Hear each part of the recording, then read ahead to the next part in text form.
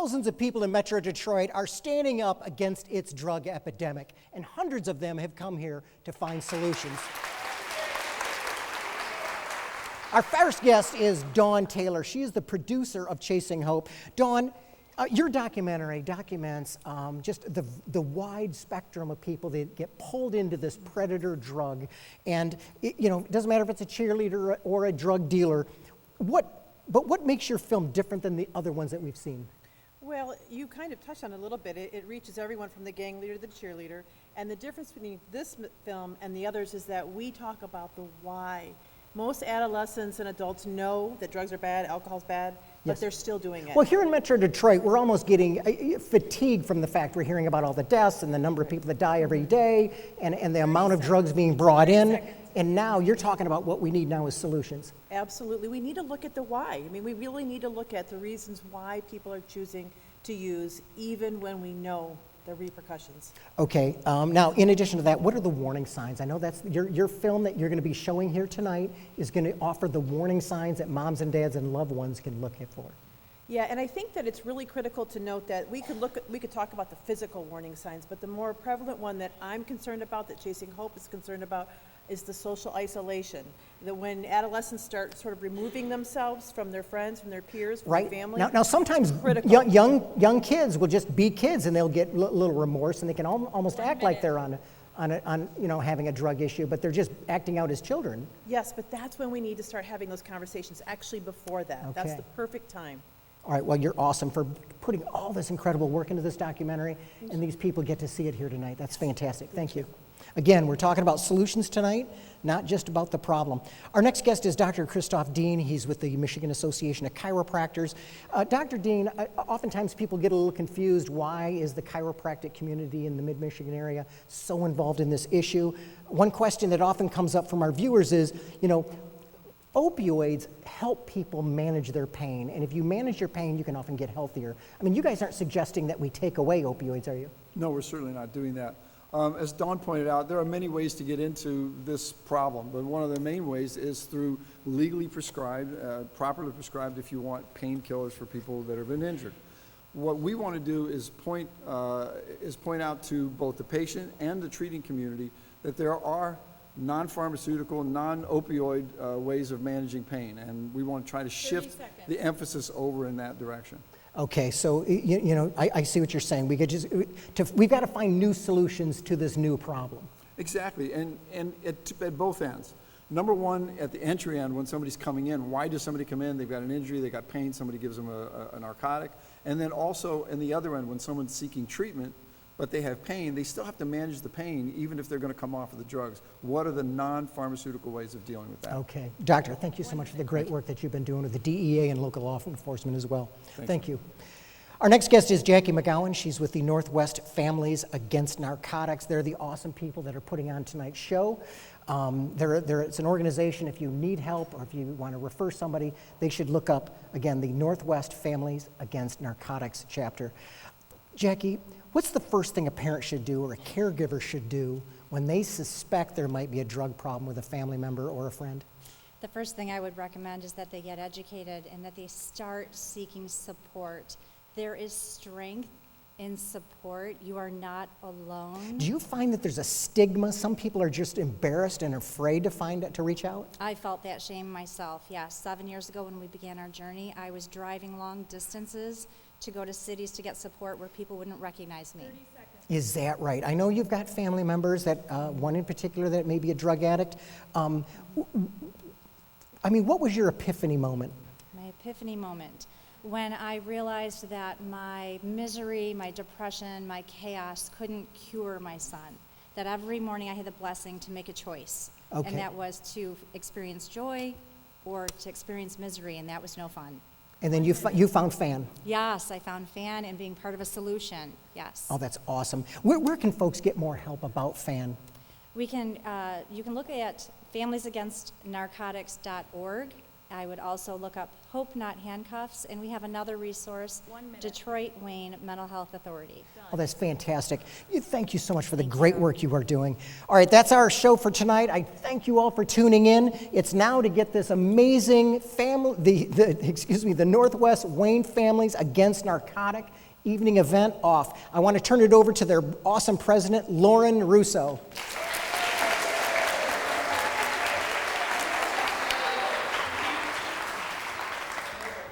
Thank you so much, everyone.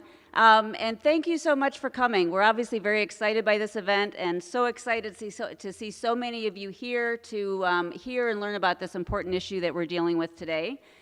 So this is the Northwest Wayne Families Against Narcotics big event, a closer look. And tonight our plan is to take a closer look at the risks associated with illicit and prescription drug use, the reality of addiction, and strategies for keeping your family and your kids safe and healthy. I'm going to start by giving just a little bit of information about Northwest Wayne Families Against Narcotics. In just a few minutes, you're going to be hearing from Families Against Narcotics Executive Director, Judge Linda Davis. She's going to give you a little more information about the organization as a whole, but I want to tell you just a little bit about our chapter in particular. There are 22 chapters of Family Against Narcotics in the state of Michigan right now. We're based in Canton, and we started in April 2017. We were the first chapter in Wayne County. Since then, we've been joined by another chapter, the Downriver chapter, and so we are the 2 chapters right now in Wayne County.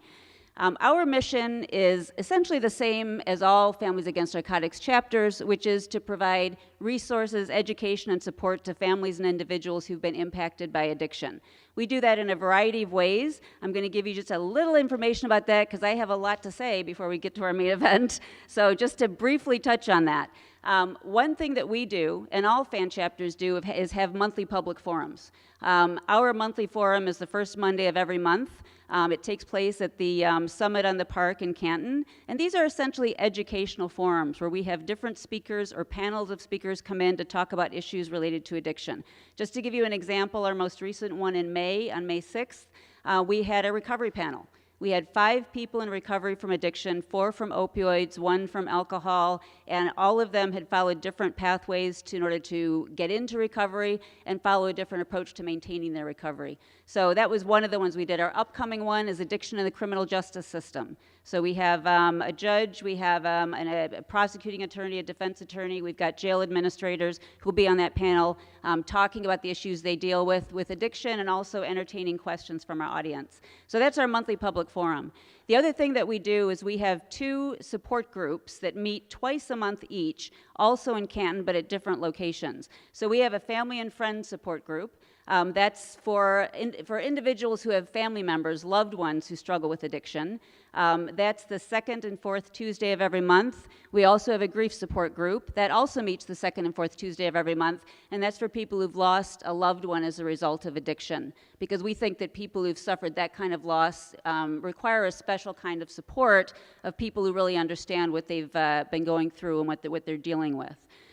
In addition to those different groups, we have speakers at events. We do other special events like this. We do an International Overdose Awareness Day event every year on August 31st, and that type of thing.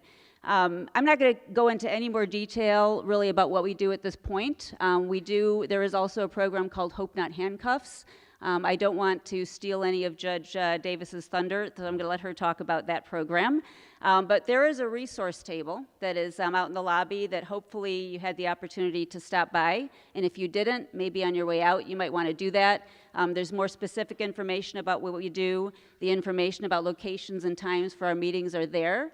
And you also would have the opportunity to sign a sheet that would include your email address and your name if you want to get essentially on our mailing list so that you can be aware of all of our upcoming events and our upcoming public forums and that type of thing.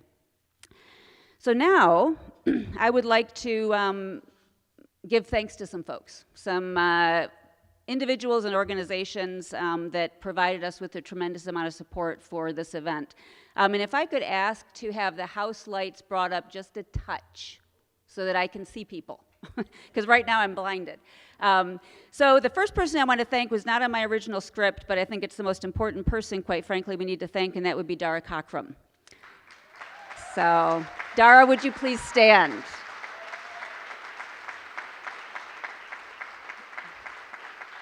So, Dara is our chapter's vice president, and this is her brainchild, this event, and she almost single-handedly did so much of the work that was required to make this happen. So we're incredibly grateful to her, and she also was kind of cracking the whip on all of us to make us get the things done we needed to get done. But without her, we wouldn't all be here tonight. So thank you so much, Dara. Other people I want to thank. We need to thank the Canton Community Foundation. The Canton Community Foundation gave us a wonderful grant some time ago, and that grant is what's primarily funding this event. So we're very grateful to them. We would like to thank the Jamie Daniels Foundation in partnership with the CHM Foundation for their support of the event. You're going to be hearing more about that foundation in just a little bit during Ken Daniels' keynote speech. We'd like to thank Canton Township for its amazing support, not only of this event, but of our fan chapter since we came into existence in April 2017. I know that Canton Township Supervisor Pat Williams is here. I saw him in the lobby. So if he'd stand up for just a second or wave his hand, could you please acknowledge him? I'd like to thank the Fraser and Canton Police Departments for going to all the work and bringing their drug display here out in the lobby. Hopefully all of you had an opportunity to take a look at that. I think that was kind of amazing to see all the different things that were there. I'd also like to acknowledge Frank Ruggiero from Plymouth Canton Community School District for his help in promoting this event to the people who most need the information that we're sharing. Thank you, Frank. I'd like to thank 88.1 The Park Radio. This is a local Plymouth Canton radio station that helped us to promote the event. And of course, I want to thank C&R Marketing, who you just saw them do their work up here on the stage for providing us with marketing and expert social media exposure. So thanks to them. And then thanks also to the Village Theater and Vassal's Main Street Catering. How'd you guys like the food? Pretty great, right? So they gave us a break on the pricing for the food for that and a break on the price of the theater, and so we're very grateful for that. And finally, I would like to acknowledge our gold sponsors. We had a variety of sponsors for this event, and I want to expressly acknowledge our gold sponsors. We had 5 of them. So first, there was GrowthWorks. I'm going to tell you just a very little bit about each one. GrowthWorks is a leading Canton-based treatment provider that supports youth and families dealing with a range of substance abuse challenges through evidence-based treatments and solutions. I'd also like to thank our gold sponsor, Orexo. Orexo is the manufacturer and distributor of the opioid addiction medication Zubsolv.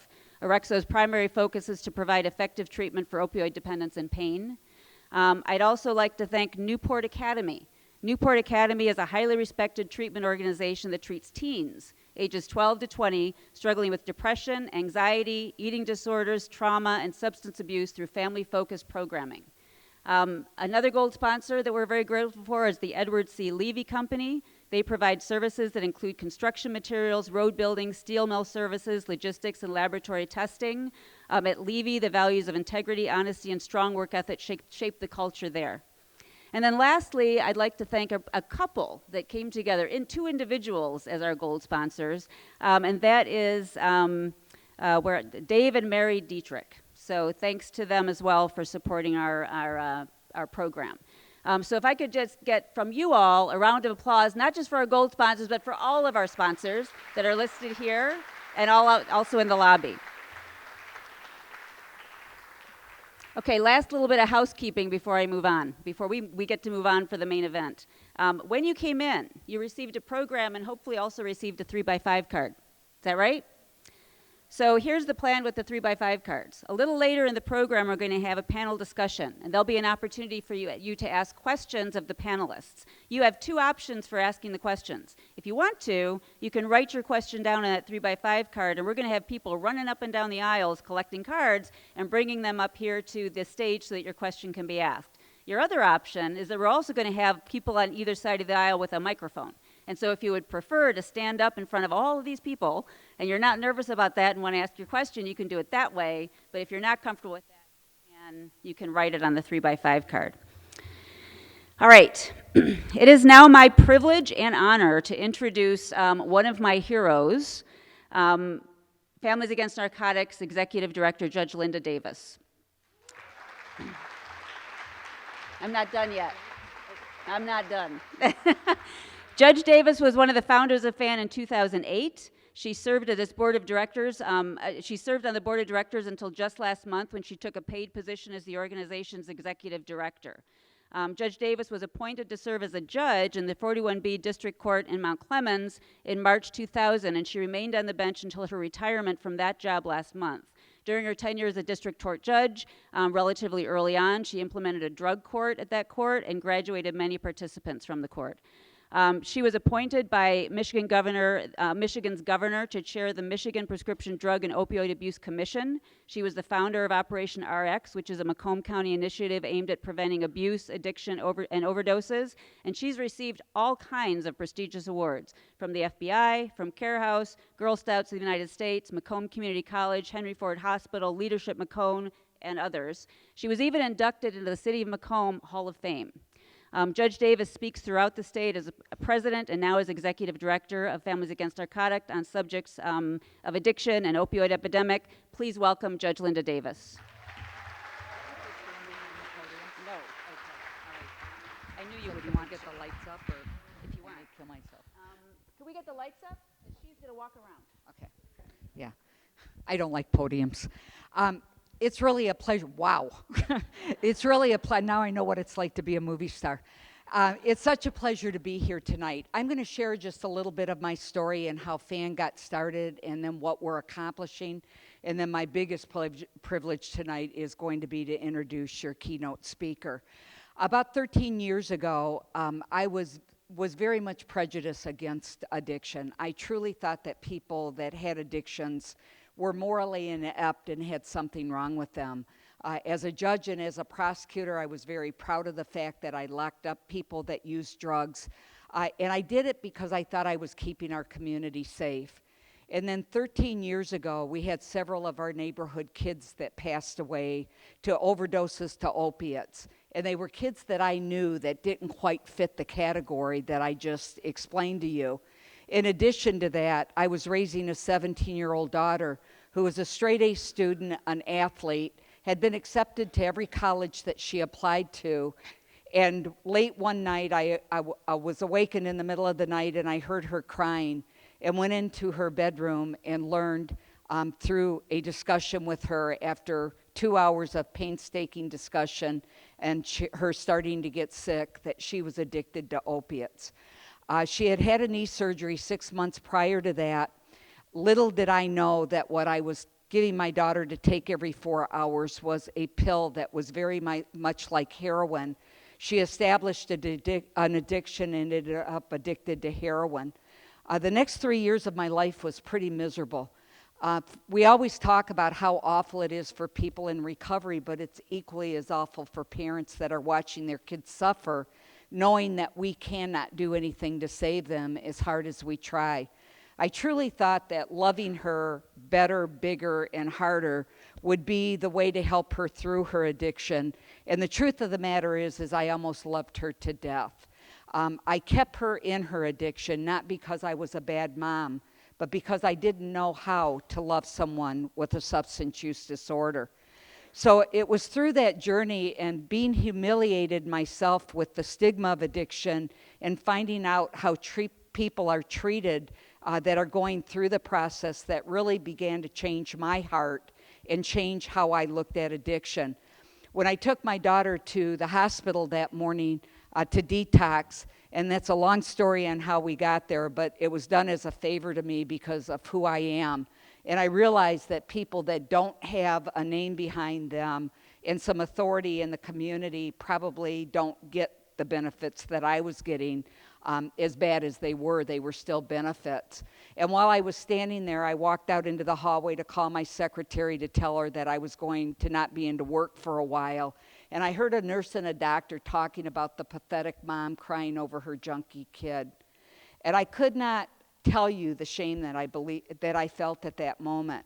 I knew that I couldn't talk about this because it was something I was supposed to be ashamed of And I wondered how I was going to navigate a system that was so prejudiced not only against my child, but against me.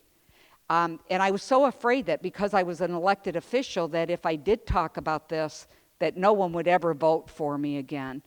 I'm proud to tell you that one of the biggest challenges I ever did in my life was stand on a stage talking about this, but it's also one of the most rewarding things that I've ever done.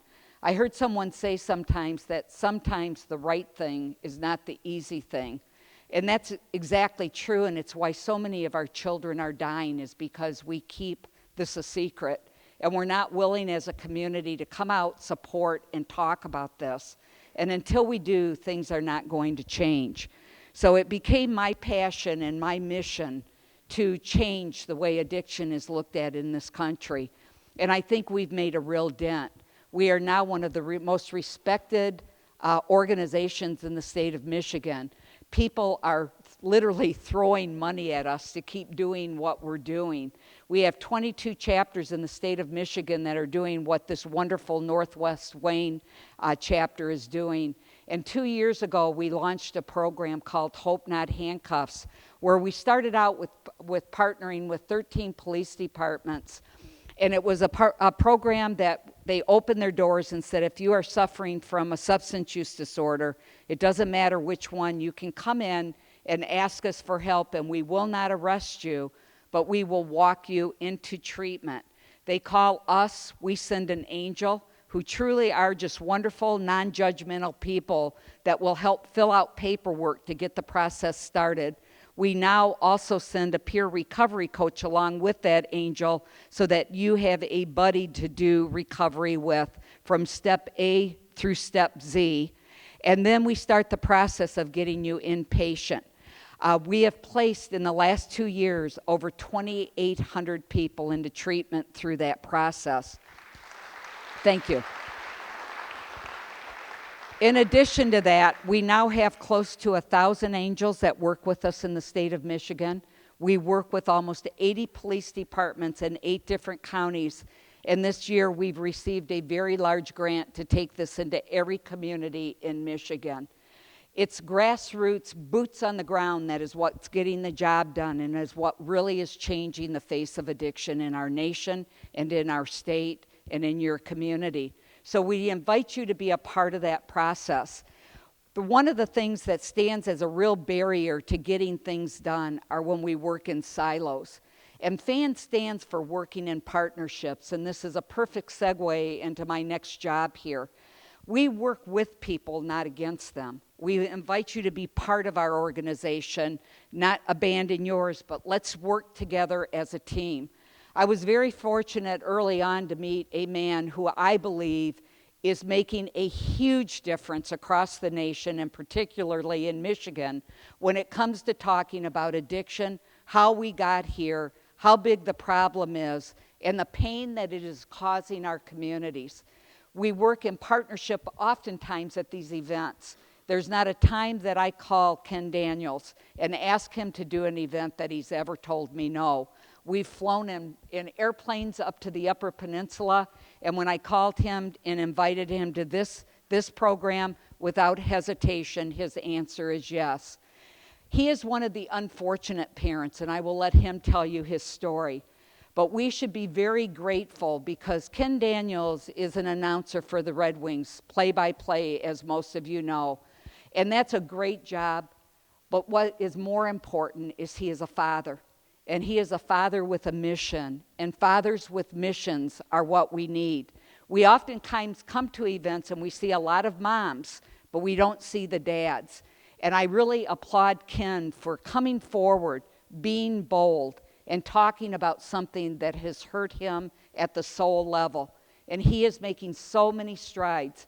He is my dear friend. I cannot say enough wonderful things about this man. I now introduce you to your keynote speaker, Ken Daniels. Thank you. Thanks, Linda. Thank you, Linda. And wonderful that you are all here tonight. Wish we didn't need to be here, but we all are. We're not here to see through one another. We're here to see one another through. And this is why we're here tonight.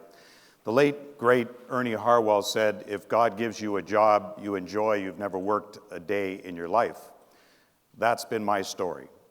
I like to tell people I work 24/7, 24 hours a week, 7 months a year.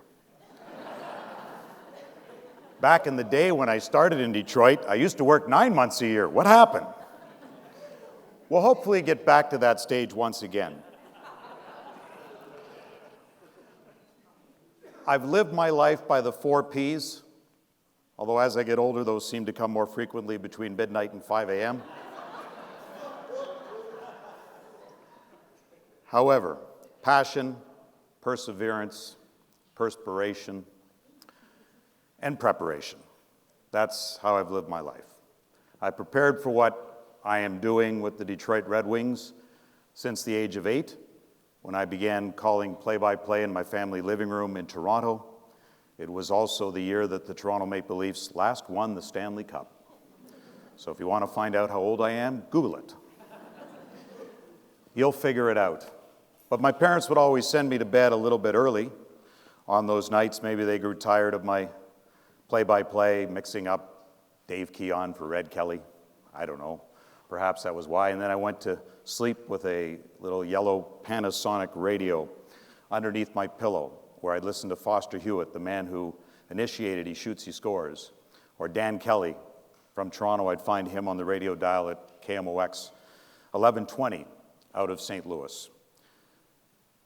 So I was preparing for what I'm doing today since the age of 8, but going on 23 years with the Red Wings and nearly 2,000 games called for Detroit after leaving Hockey Night in Canada, nothing could prepare me for December 7th of 2016 when a Birmingham police officer knocked on my door. Jamie had been in and out of rehab but had moved down to Florida, where he'd been doing quite well working for a law firm and was 7 months sober. When the officer, Joe Bunting, whom I did not know, and I knew some of the other Birmingham police officers who I'm told didn't want to come to my house to have to tell me that, so they sent Joe, whom I didn't know. And hopefully none of you have ever hugged a police officer with a bulletproof vest for some time. It's not a comfortable feeling. And at those moments, all I could think of is, how am I going to tell his mother? And how am I going to tell his beautiful sister, who is 3 years younger? But it's the shame and stigma that precludes recovery and addiction, because only Jamie's mom, his sister, and I knew of the struggles that Jamie had.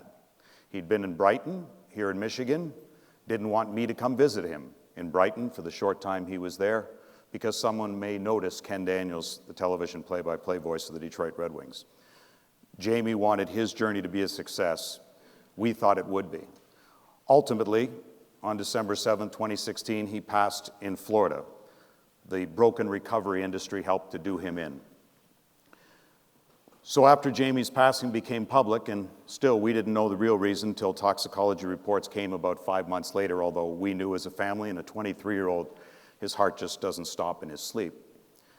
But Scott Oak from Hockey Night in Canada called me a day later when news spread around the sports world of what happened. Scott's son Bruce had died 2 years earlier from a heroin overdose. Scott and I talked, and still I never said what happened, but we just knew it was the unspoken truth. And Scott said to me, Ken, I can't tell you what to say, what to do. At some point in all of this, you'll find your voice. I can't tell you when it is, but you'll find your voice. Scott was right, but I didn't find that voice until some 7 months later when I had written a book, If These Walls Could Talk. It had come out in September, and Craig Christensen from the Athletic Pay Service, the subscription pay service, which is a wonderful sports service, called me to talk about my book. And at the end of the book, he said, how you doing? Not like Joey from Friends, how you doing? But how you doing? And to anyone here who's lost anyone or knows someone who's lost someone, never stop saying to that person, how you doing? It matters. It matters. Reach out all the time, it matters. There isn't a day right now where I go 5 minutes without thinking about my son, but I love to talk about Jamie because it keeps his memory alive. Ignoring it doesn't help someone. Don't think that those who've lost someone, and it's different with a parent we've lost. I lost my dad at 96, I lost my mom at 85, and they were in great health at the time. And then they went. It's different when you lose a child. We all know that. And don't stop talking to people about who've lost. We want to keep their memories alive. And at the end, when he said, "How you doing?" and I told him Jamie's story, because again, 7 months later, we'd never told Jamie's story. It's the shame and the stigma of addiction. And his words to me were two. At the end of that, "Holy crap, this story needs to be told." So I did, and he wrote it, which led to ESPN E60 calling me, and they did a half-hour documentary on Jamie's story, which was a finalist 2 nights ago in New York for Sports Journalism Emmy Award, the Florida Shuffle. It did not win, but the point was that Jamie's story was told and people saw it. Here's a snippet of that. My son got baited and trapped. It's one thing to have an addiction, but then when bad people get involved and they contribute to it, that makes you sick. Jamie first tried rehab in Michigan, but relapsed 2 weeks later. In April 2016, he and his parents decided a change of scenery would be best. So at age 22, Jamie boarded a plane for the recovery capital of America, Palm Beach County, Florida, home to hundreds of drug treatment centers, including Beachway, a top-of-the-line facility that costs $15,000 a month. We didn't talk to him for probably the first 4 or 5 days. He was going through detox. But then when he called, and he sounded great. And he liked the people there, and they were helping him. I thought this was going to be the godsend. He wants to be clean. We're really going to be on a good path here. After Beachway, Jamie came here, sober living in Del Rey, a supervised apartment complex for recovering addicts. The cost, $980 a month. He was working, he was going to meetings, he had the sponsor who's top of the line. He was doing everything right. Jamie spent 5 months clean at Sober Living. Then, in November 2016, he decided to move into something called a sober home, a halfway house where recovering addicts live together. The cost, just $50 a month. He thought in his mind, I'm taking the next step because I'm doing so well. Do you think he was ready for that next step? No. My biggest concern was that he hadn't thought about it thoroughly enough, and I think he kind of just made a decision and went with it. Florida's recovery industry is largely unregulated, and many wind up like Jamie Daniels, caught in an insurance scam known as the Florida Shuffle. In the Florida Shuffle, you go in and out of recovery, in and out of rehab centers, in and out of sober homes, milking the individual for their insurance until that person dies. Palm Beach County State Attorney Dave Ehrenberg says well-intentioned federal laws meant to protect addicts' privacy actually prevent authorities from regulating sober homes, making it easier to exploit those in recovery. Deaths like Jamie Daniels is really hard to take because we know that deaths like his could possibly have been prevented if we just had the right laws on the books. In 2016, in Palm Beach County, almost anyone could open a sober home. No credentials or certification required. Cade Potter says those managing the home where he lived with Jamie had no intention of keeping their clients clean. There was a guy who lived inside of the sober living house that Emmanuel paid to sell drugs to us. And, you know, after maybe a month of dirty urines, they would say, okay, you got to go back to detox, but you can go here and they would have it all set up for you because they get paid to send you to detox, and they get paid to send you to treatment. So they actually have a financial incentive for you not to get clean? Yes. The longer an addict stays at a sober home, the more profitable it is for those running it. And the key to the scam is insurance. Those in recovery like Jamie, who are still under their parents' insurance, are prime targets for what's known as patient brokers. People paid to lure addicts into sober homes with the promise of gift cards, cigarettes, or, in Jamie's case, cheap rent. They'll see kids on the beaches walking with suitcases. They'll approach them. Do you have insurance? Yeah, well, I've got a place where you can live. It's only $50 a month or it's free. So he was thinking, hey, I'll have more money and I'll be good to go. He didn't know what he was getting into. He should have never been on Xanax. He should have never been in that place. Having good insurance put him in that place, we believe. I think all contributed to his death. And it was just crazy to see how big of an impact his life made on other people. And just all the people reaching out saying, Jamie saved my life. I was addicted and Jamie saved my life. And now I'm doing this and I'm doing this. And I know deep down he's proud of us and he knows that we're making a difference for something that he was trying to overcome. Jamie Daniels was just one of the 42,000 fatal opioid overdoses in the U.S. in 2016. Today in Florida, roughly 15 people die every day from overdoses.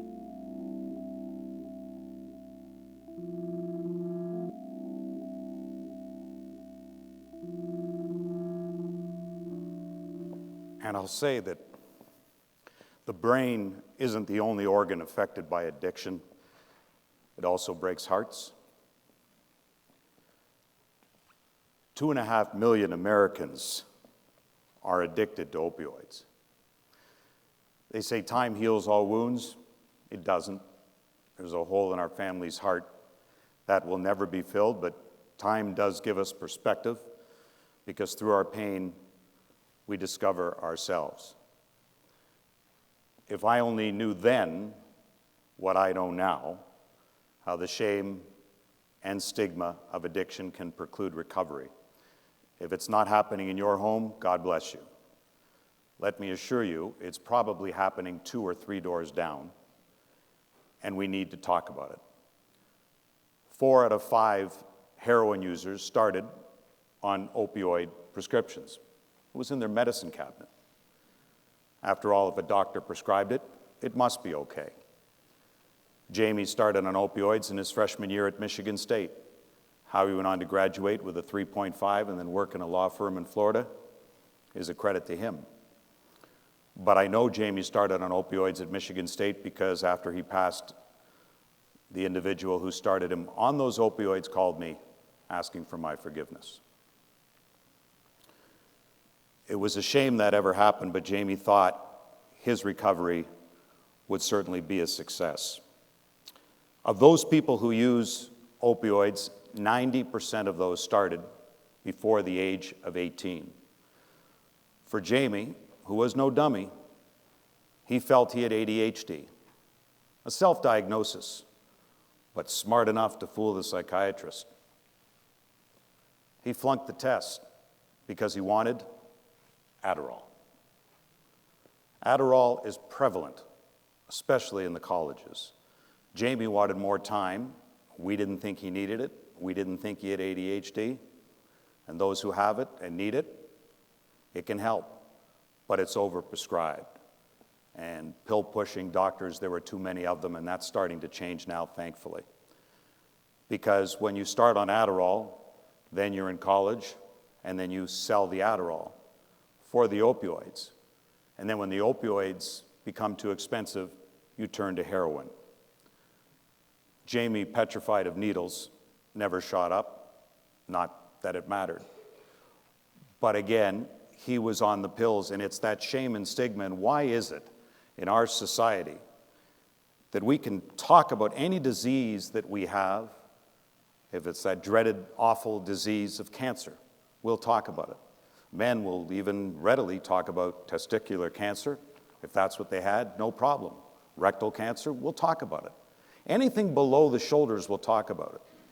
Why of a mental illness, which is what addiction is? It's a chronic brain disorder. It's a mental illness. The glutamate receptors in your brains have changed, but we won't talk about it. We won't talk about anything above the shoulder. We need to talk more about mental illness. A play-by-play colleague of mine, I was on the road this past season, and another one of those where I said to him, "How you doing?" And he said, "You know what really pisses me off?" And I said, "What's that?" He said, "Your son tried." I said, "That he did." I said, "And so is your daughter." Because I knew his daughter had been in and out of 14 rehabs. And he said, "You know, it's sad to say, but I hate her." And I said, "You don't hate her. You can't hate someone for not getting what you think they should get." We would get pissed off at Jamie too, thinking, who could act like that? But addicts can also turn on a dime. Addicts can lie like that to get what they need. And they'll steal from you. They'll do whatever they can. So I said to him, don't hate your daughter. She doesn't understand. Again, the chemical receptors in the brain have changed. The cognitive reasoning, the ability to say no just isn't there. When the Reagans in the 80s said, say no to drugs. Boy, that was a long time ago, wasn't it? Back in those days when THC in a joint was probably 3%, and now it's 16%. And now I hear stories where marijuana is even laced with fentanyl. And ultimately, it was fentanyl that killed my son. I'm not absolving Jamie for taking the pill that took his heart and shocked his heart in his sleep. But as we heard in that story, in Florida, and where patient brokering is so prevalent and now laws have changed, they want you to go through detox again. See a doctor. To get sick again, go through detox. That doctor sends out your lab tests. They send the insurance company. We got bills for over $60,000 within a couple of months. I got one bill from Jamie for $17,500 for peeing in a cup and doing blood work. That's what happens. Now, Blue Cross Blue Shield was terrific, and they're fraud investigators, and they're starting to clamp down on this. But that is what happens in the broken recovery industry, and laws are starting to change. And after what happened to Jamie on December 7th of 2016, that following summer, House Bill 807 came in that made patient brokering akin to racketeering, $50,000 fine and jail time, and they're starting to arrest those. And Kenneth Chapman, who was affiliated with the house where Jamie passed, is serving 27 years now in a federal prison. So we're starting to get people. We need to get more of them.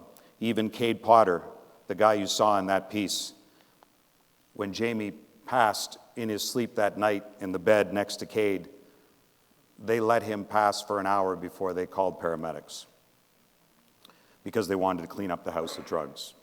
And Cade was scared of Manuel, who was the house manager. Cade texted me 2 days after Jamie had died, and in our grief, he tried to extort money from me. He took Jamie's belongings because the police found nothing at the scene: his Beats headphones, his laptop computer, and other jewelry that he had is gone. We just wanted that back. But Cade, admitting his fear, that's his story. That is fine. Cade met Jamie at a 12-step program. Once you go through detox, and again, this is where people don't understand. Addicts don't want to be addicts. To go through detox is the sickest feeling you'll ever feel in the world. It's the worst flu you can ever imagine. So they get high again to avoid that. After going through detox, and Jamie was working at a law firm, we believe that Cade, who was in that piece, sought out Jamie at a 12-step program, and Jamie went to meetings religiously. One night, Jamie called me, and I said, where are you? And he called me from his car in Florida, and he was driving, and I said, I met this new kid, Dad. His name's Cade. And I said, yeah. He said, awful story. His dad had killed himself. He's got no money. I said, where are you now? He said, well, I gave him some money to go into Target to buy some T-shirts. That's who my son was. The kid who ultimately, we believe, patient brokered him. Jamie was buying him clothes so that he'd have an okay life. The last night I spoke to Jamie, the Red Wings had a game in Winnipeg. We talked after every game. And I called him, and he said, That was an awful game. I said, no, it wasn't. We won. He said, how did that happen? I turned it off after the first period. It was horrible. I said, I know. But they came back and they won. I said, what were you doing? And he said, I was painting the wheels of my car, of which I said, are you kidding me? And he said, no, you're going to love it, but I can't take pictures now. I'll show you when I get to work in the morning. I said, okay. Jamie never got to work in the morning. Some have said that Jamie's use of opioids started after he got his wisdom teeth out. We had flushed his medication, which is something you should not do, by the way. You can dispose of medication properly. Why doctors give out so much Vicodin, I have no idea. But his did not start after his wisdom teeth were out. But think about this number for a moment, that if 4 million young adults have their wisdom teeth out each year, studies have shown that those who are prescribed opioids, 50,000 young adults a year, because they've had their wisdom teeth out and are prescribed an opioid medication, a prescription med, will have persistent opioid use. 50,000 a year. And I guess the numbers back it up somewhat, because in 2018, we lost more Americans to an opioid addiction than in the wars of Vietnam and Iraq combined. Think about that. And you don't know what you're taking today. A speck of fentanyl, which shocked Jamie's heart that much in the pill that he took, because the doctor where Jamie was had put him on Xanax. So Jamie was patient brokered to a home where they were sent to a doctor who prescribed a recovering addict Xanax. And 4 days later, he was gone. And another doctor who he had seen, Michael Ligotti, being investigated by the FBI, had forged Jamie's signatures on forms, because when we got those forms back from Blue Cross Blue Shield, Jamie was with us here over Thanksgiving. And he was with me at a hockey game at Joe Louis Arena. So he couldn't possibly have seen that doctor to get his blood taken. So I'm asking all of you here tonight to tell 10 people what you heard tonight from all the wonderful speakers who are here, Linda Davis, and those who will follow me in our panel discussion. To tell people what you heard here tonight, because we need to continue the conversation. And if we need to scare the kids into never taking anything, and abstinence would be key, because you just don't know. A brain can be addicted within 5 days, just like my son. Use Jamie's story. Use Jamie's name. Go to jamiedanielsfoundation.org.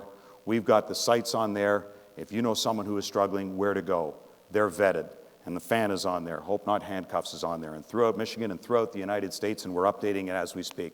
Go to jamiedanielsfoundation.org. Our mission is to build long-term, safe, sober recovery housing out of detox, that parents with children, young adults, find a job, will help them find work and have a safe place to live, so what happened to Jamie doesn't happen to anyone else.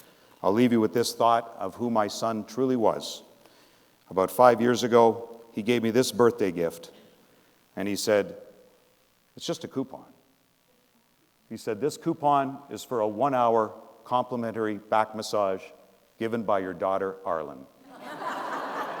Happy birthday, love Jamie. Jamie loved to laugh. We're glad you did. Thank you.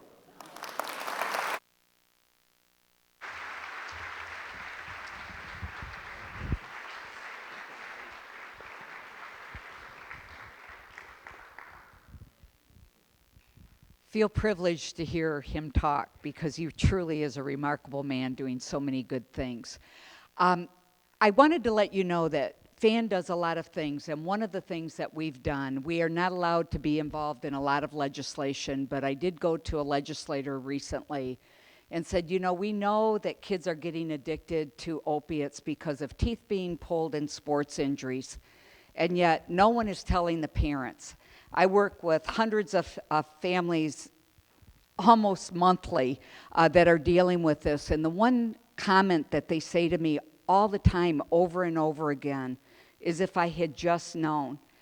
I feel that way. I was my daughter's first pill pusher, because every 4 hours I made her take that Vicodin. And if parents only knew that in just 5 days their kids can become addicted to these drugs, we would not let them take them. We would look for alternatives. So we convinced some legislators to push through a video. It's a 9-minute video that talks about sports injuries and gives parents and athletes education in just 9 short minutes of what every parent and every athlete in a school setting should know. You are going to watch that video now. Thank you.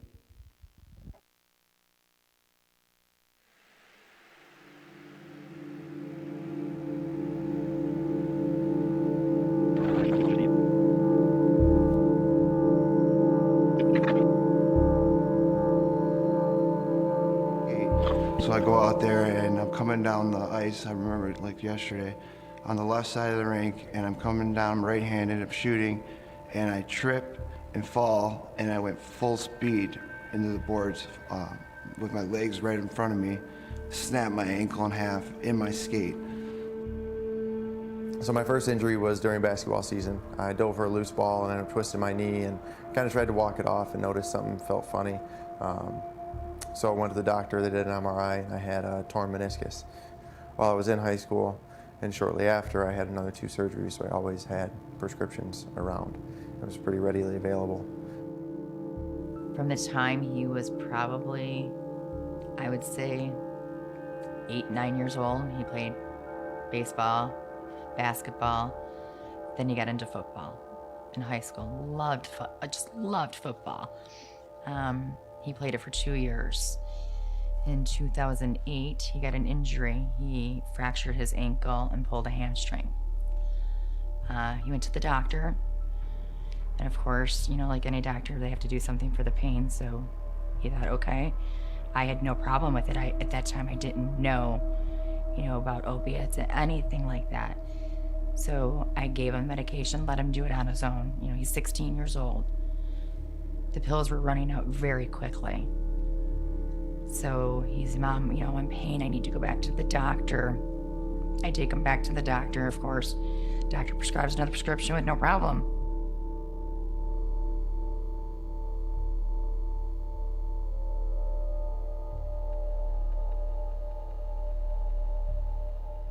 We know that teens and adolescents don't have fully formed brains. And so some of the control centers of the brain and some of the centers of the brain that help with thought and processing and also reward the idea of how high or how good you feel from a substance aren't fully formed in the brain. And exposures to substances, including alcohol, tobacco, but opioids as well, even though these are prescription medications, have the potential to lead a young adult towards higher rates of addiction later in life. And the injuries that soccer had given me, you know, by the time I was in 8th grade, I was already prescribed to Vicodin. By the time I was a sophomore, I was being prescribed to morphine, and you know, that eventually that chemical addiction just took over. I played football and I wrestled, and I was a great football player, and I was a varsity football player by the time I was 16 years old, and I got an injury and the doctor prescribed me Vicodin. And as a result of being prescribed Vicodin, I picked up this addiction, and I was addicted to pills, and I was a kid. Perception of risk was really low because it was prescribed by a doctor, so I didn't see any reason why I couldn't take it whenever I felt the need to take it. To come to find out years down the road that those are the strongest pills that you could get is basically heroin, you know what I mean? And I had no clue, and it just felt great, and I thought, yo, the doctor's prescribing them to me, so what's wrong with it, you know what I mean? And then it just became a disaster, and just started selling my own stuff that I had. My sticks, I would tell the trainers that I needed new sticks, you know, $200 sticks, and then I would just go pawn them or sell them to somebody just to get pills. Anything I had to do to get them, because I couldn't go to practice, I couldn't even play, I couldn't do anything, I couldn't even wake up unless I had the pills next to my bed. Cody lived on the streets. He lived in abandoned buildings. He robbed drug dealers. He did everything he possibly could to get his hands on heroin.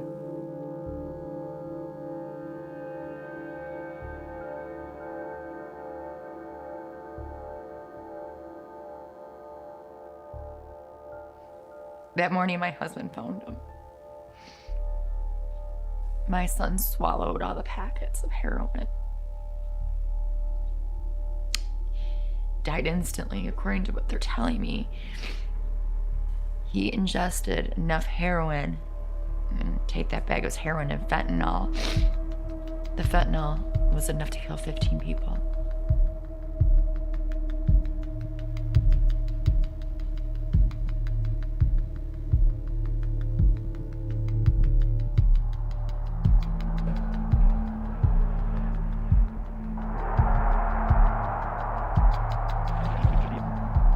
Yes, there was stuff I took. I took sleeping stuff, and I took pain stuff, and I took stuff just to get through things. Throughout my career, I broke my leg. I had 3 knee surgeries. I had 2 back surgeries, and then 4 or 5 concussions. And if there was stuff that you could take to make you get through it or feel better, I was not too afraid to do it or try it.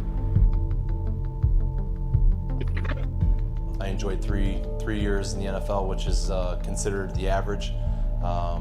3 years. So I ended up getting hurt in my 3rd season. I tore my ACL, and I'll never forget when I realized that pain prescription, was a problem. And when I received my medication for the Vicodin, and 2 of my teammates asked me to come over if they could have some pills because they had some injuries. And my response was pretty much, well, you need to go see the trainer because, I'm not a doctor and I'm not, not allowed to be doing this. I'm pretty sure it's illegal to be handing out prescription drugs, so.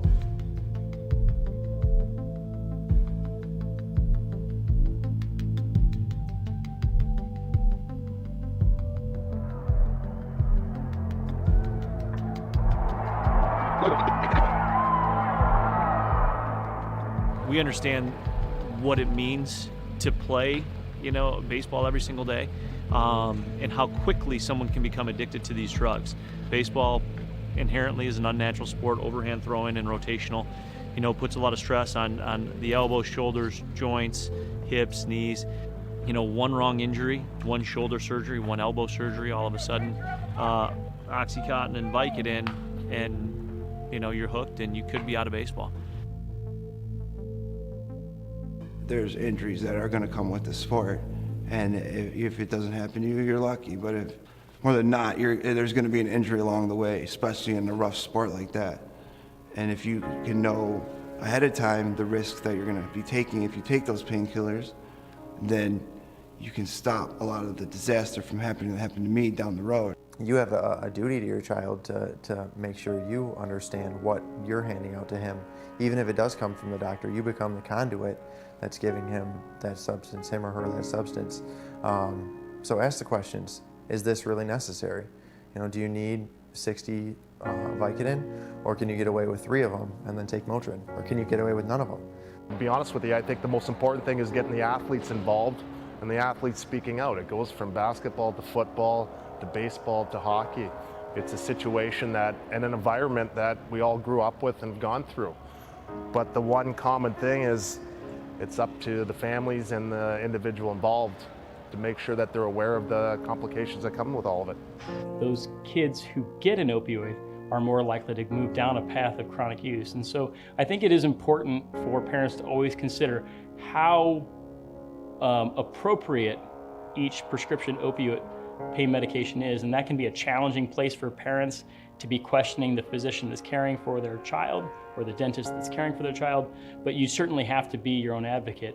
They're not going to probably ask questions. They're probably not going to push back. So they're going to do what they're told, which is written on the prescription. And I think that's another problem that we have. And that's why the parents have to really wrap and engage and let their children know it's okay to question the taking of pain medication and narcotics.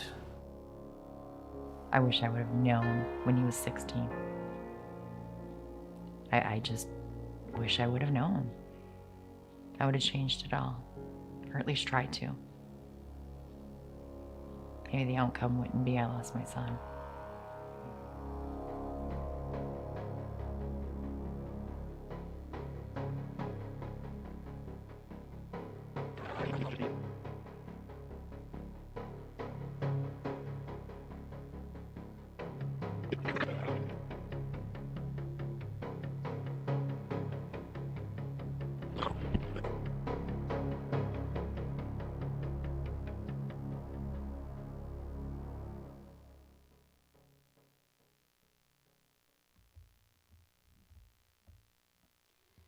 So Families Against Narcotics premiered that video here tonight, and so I want to thank Judge Davis for sharing that with us.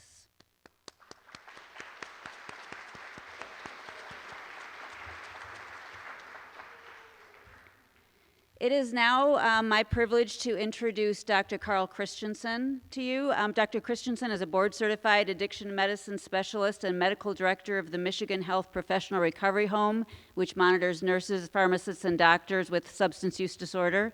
He's also the medical director for Dawn Farm, a highly respected addiction treatment facility in Ann Arbor. He's received numerous teaching awards. He's been named one of the top docs in addiction medicine by Our Magazine. He's a frequent speaker on the subject of addiction and the brain, and we are privileged to have him sit on the Families Against Narcotics Northwest Wayne Advisory Board. Thank you.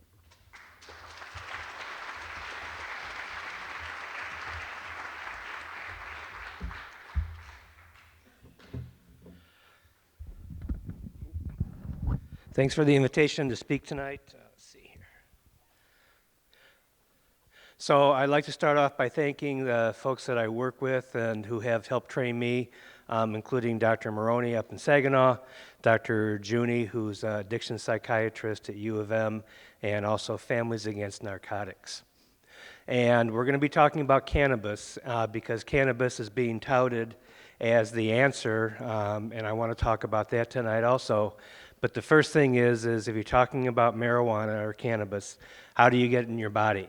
And there are different ways to do it. One is vaping, which is at the upper left, or you can smoke it, which is the upper right, or you can eat it, which is the lower left. And finally, we have cannabidiol, which is CBD oil. And you may have heard about this in the news lately. This is being touted as a treatment for opioid dependence by Dr. Yasmin Hurd.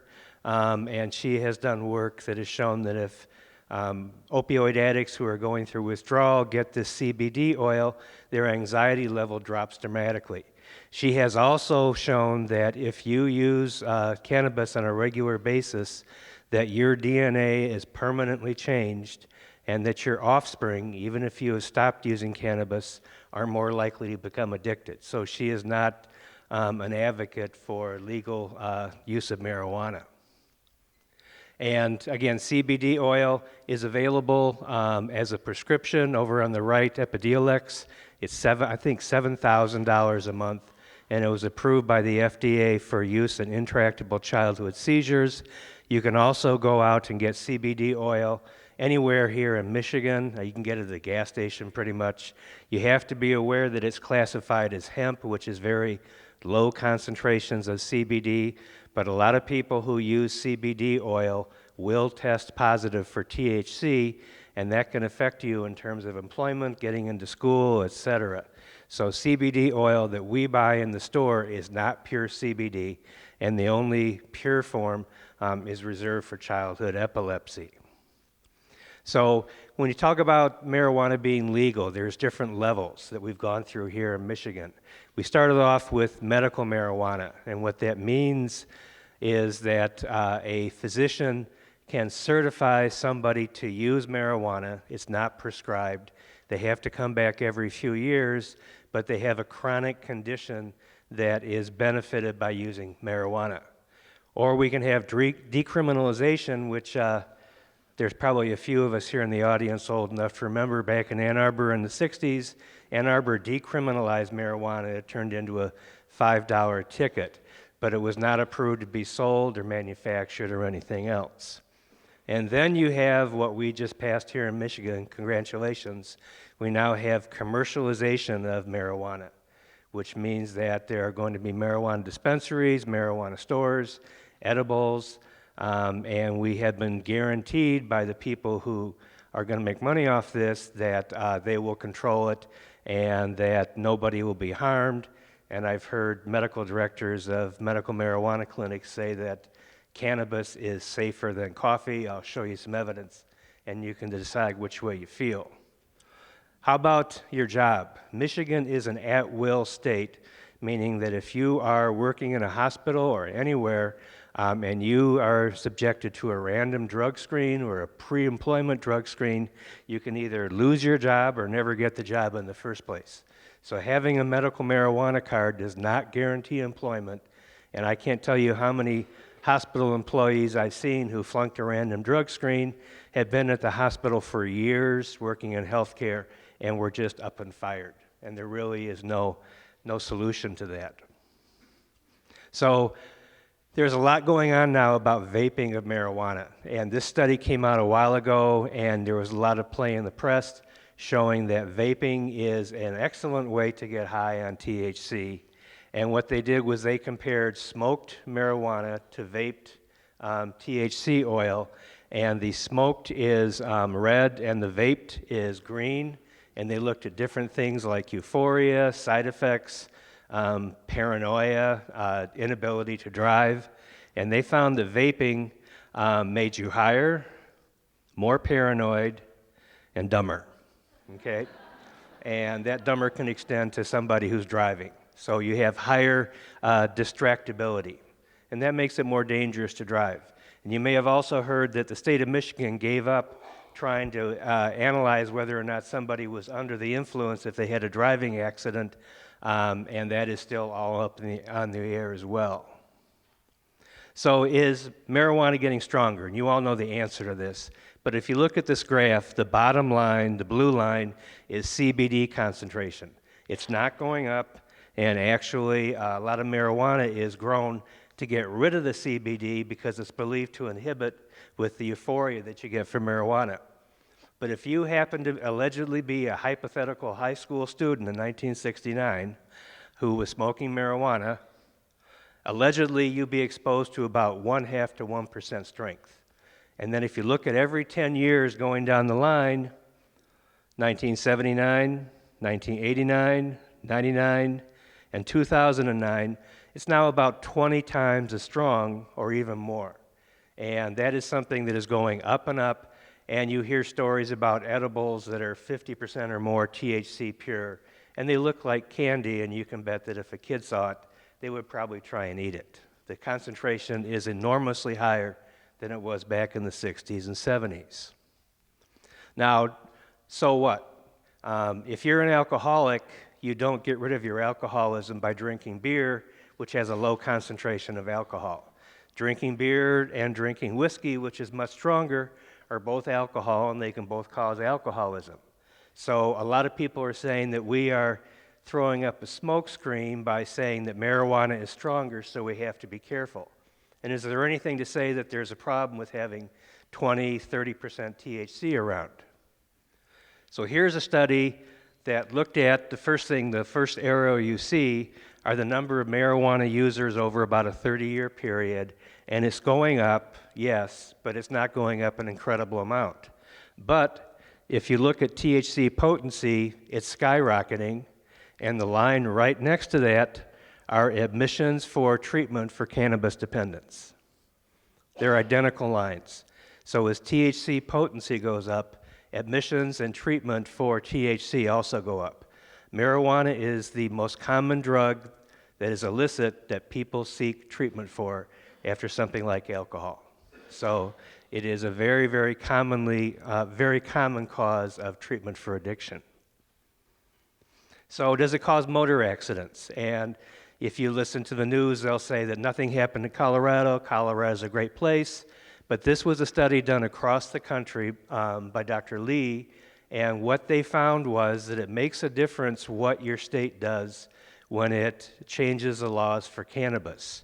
And what they found was that if you legalize marijuana, that there is no increase in the percent of motor fatalities that involve THC.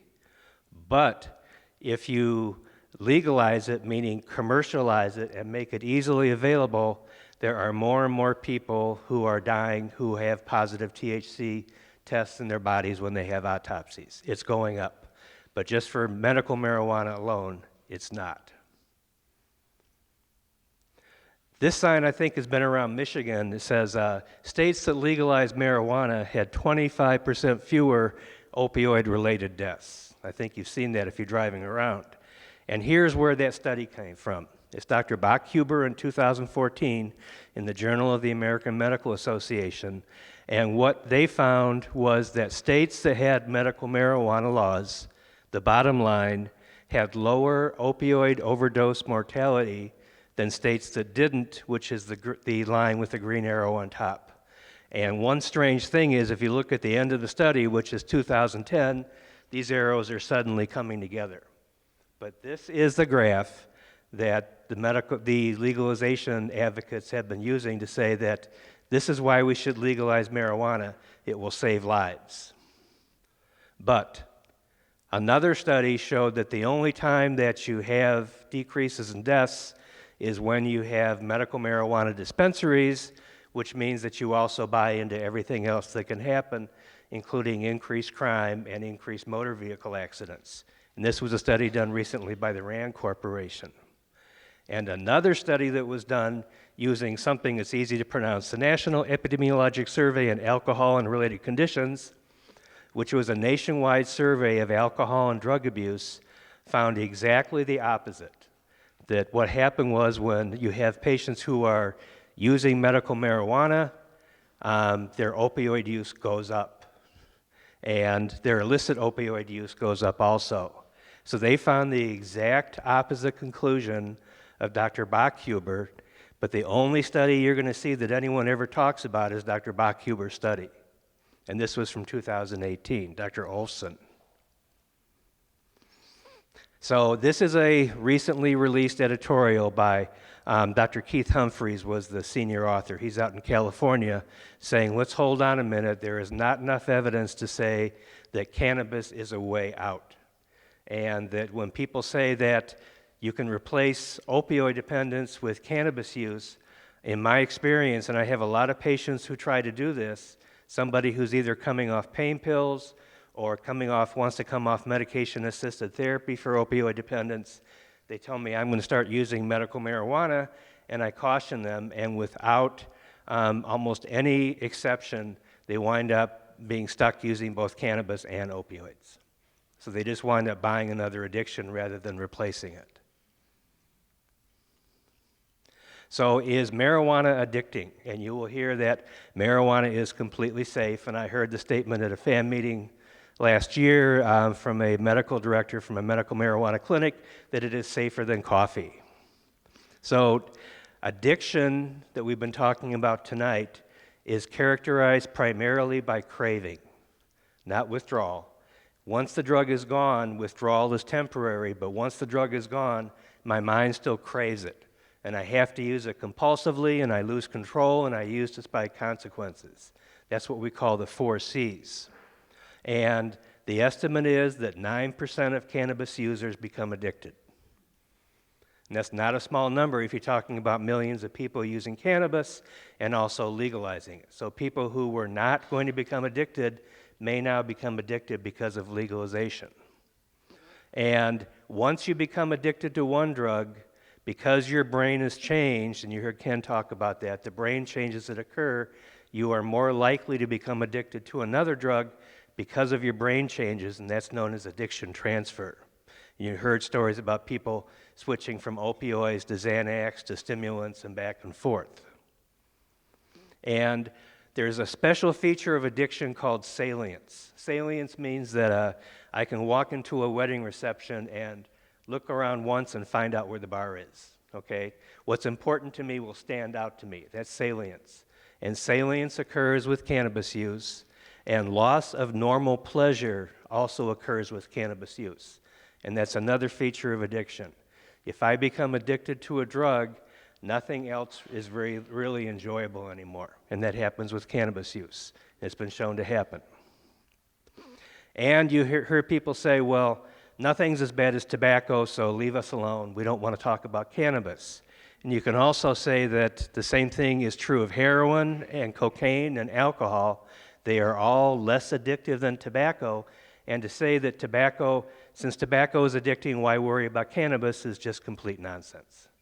Because no one's going to say, let's legalize heroin and cocaine in the U.S. Or if they do, it's done under very controlled conditions. But the risk of cannabis is 9%, cocaine is about 15%, heroin 23%, and nicotine does lead the way at over 30%, meaning if you use nicotine, you can become addicted very quickly. And how about brain damage? There's a way of doing a study by looking at identical twins. One will use a drug and the other won't, and you see what happens to them. And this is called an identical twin study or a longitudinal twin study. They did a study in New Zealand that showed that if adolescents used cannabis, they had a drop of IQ between 6 and 8 points. Now that doesn't sound like much, but it is. That can really change your ability to function in life. And the other bad thing was they found that adolescents don't recover their IQ points. It's permanent.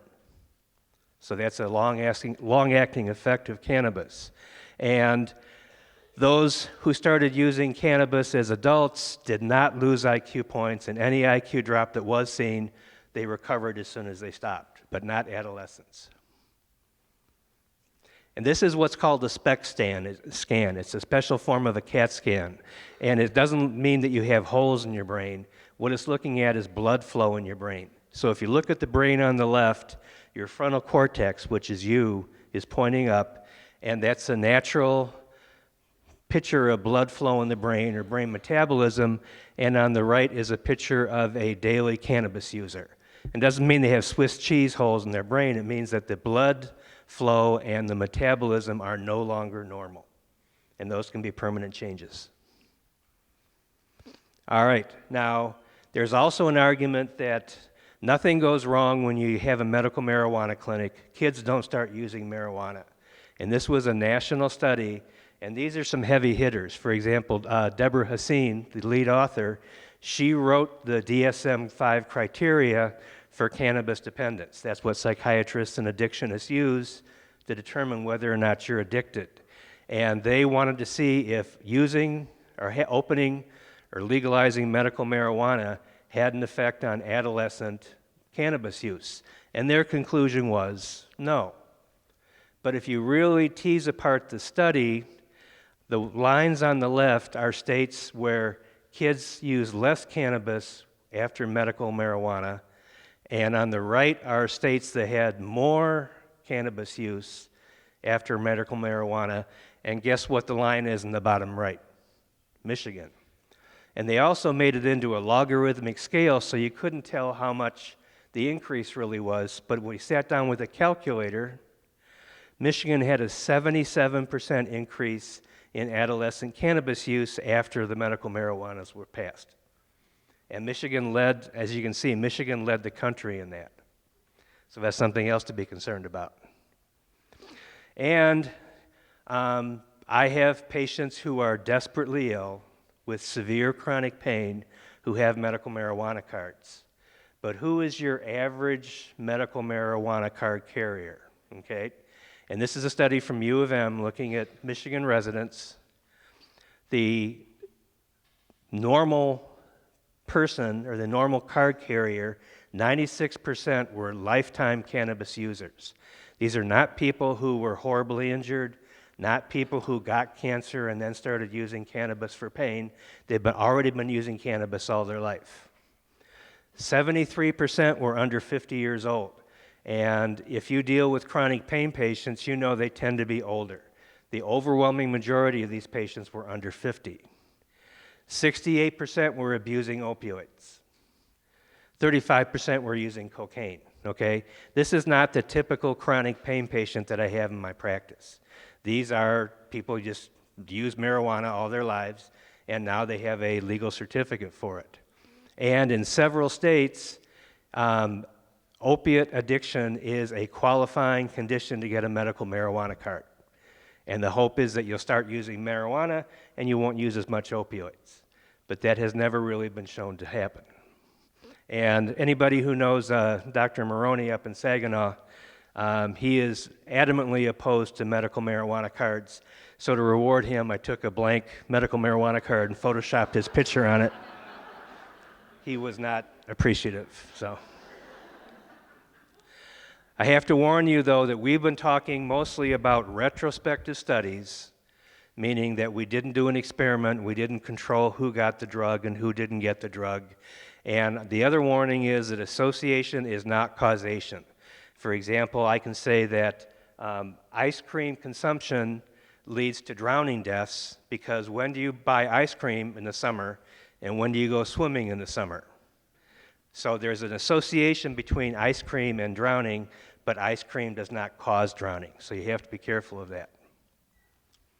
So just very briefly, what do you watch for in your family members that may make you concerned about marijuana use? Changes in behaviors, impaired coordination, difficulty thinking, difficulty with memory, ongoing problems, dropping grades, obviously, flunking exams. You can have physical signs, bloodshot eyes. Cannabis, THC, dilates the vessels in your eyes, so you're bloodshot. You can have a constant cough. You can be tachycardic. I don't need to go into the munchies with cannabis. Everyone knows about that. And you have a dry mouth. So your family member may have all these presentations, and that makes you concerned about it. Anxiety, paranoia, memory, coordination, reaction time, they start doing poorly at sports, and loss of control. Things get worse and worse and worse. Loss of control is one of the 4 C's, which is a feature of addiction. So what do? I would love if, after giving a talk like that, we could say that we scared somebody straight. I am sure that most of the younger members of the audience know that I am lying through my teeth and that what I'm saying is not true and that they have evidence to support the opposite theory. You really can't scare somebody in most situations. The biggest program ever used in the country, called DARE, which is Drug Awareness Resistance Education, they used to spend about $750 million on this program, but it was never shown to make any difference. So education by itself doesn't help. And we don't have an effective medication for marijuana addiction. We have multiple medications for opioid dependence. We've got buprenorphine, methadone, naltrexone. We've got 2 or 3 medications for alcohol dependence, but we have no effective medication for cannabis. And simply incarcerating somebody, as you've already heard tonight, doesn't stop the behavior, because the behavior will simply begin again when they get out of prison. If you're talking about opioids, it's actually more dangerous when you get out of prison because your body is no longer used to the opioid. I had one patient who was incarcerated after having a child. They released her on Saturday night at midnight. I was supposed to see her on Monday morning. Her husband found her dead on Sunday at lunch. She didn't last more than a few hours. She made the call. She bought what she usually bought, and her body could no longer tolerate it, and it killed her. And younger patients are less likely to engage with somebody who's an addiction specialist, and I can tell you that happens over and over and over again. But there are things that are effective. Drug courts, which is what Judge Davis did. If you are a pilot, a lawyer, a physician, a nurse, or a pharmacist, we all have versions of voluntary drug courts, which are monitoring programs if you're found to be impaired. I'm the medical director of the Michigan Health Professional Recovery Program, and we monitor impaired doctors and nurses, and we have an 85% success rate. And drug courts have those same kind of success rates. And the most successful program that's advertised in the country, which is out in Hawaii for patients who have methamphetamine dependence, has the same success rate as we do for pilots and physicians. So you don't have to be a 747 pilot to be enrolled in these programs and have them worked. You're monitored closely.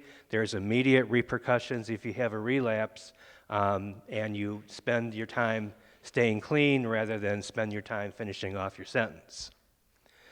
You must be kept informed of the risks and benefits of cannabis. CBD has tremendous potential. CBD is not marijuana, okay? People use marijuana primarily for the THC effects. So when someone says, I'm using it for my health, the marijuana that you buy in the street has almost no CBD in it, and in fact, we believe that CBD counteracts THC, and a lot of strains of marijuana are developed to get away from the CBD. Support groups are invaluable. If you have a loved one who has addiction and is in trouble, you feel isolated. You don't want to talk about it. You need a support group. I believe Families Against Narcotics is a fantastic organization, and when I go to the meetings, I'm just amazed at people getting up and sharing their story about having someone who's in prison, having lost a loved one, having an active addict, or someone who just got into recovery. And you need to hear that because you need to know you're not alone.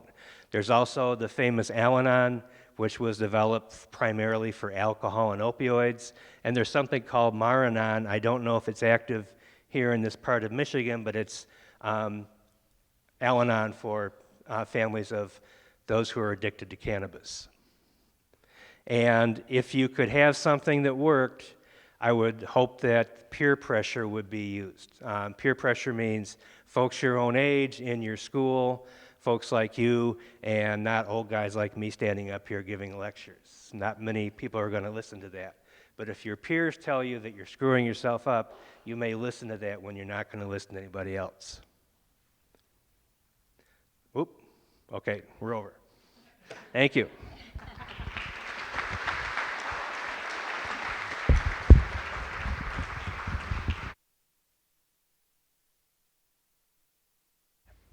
Thank you, Dr. Christensen, for sharing all of that wonderful in-depth information with us. It is now time for our main event. Well, I think actually Ken Daniels was our main event. This is our second main event. It's time for the movie Chasing Hope. So without further ado, I'm going to ask the film crew up there, the tech guys, to roll it.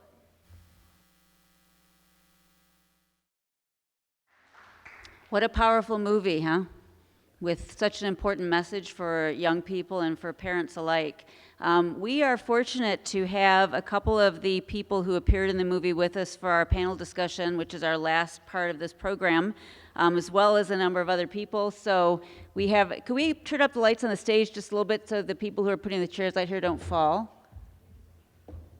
Hello? There we go.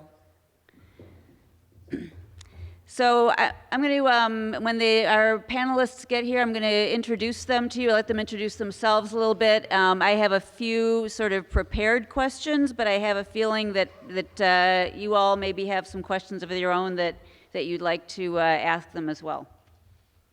Okay, so you've already met the bookends on this panel that we have up here.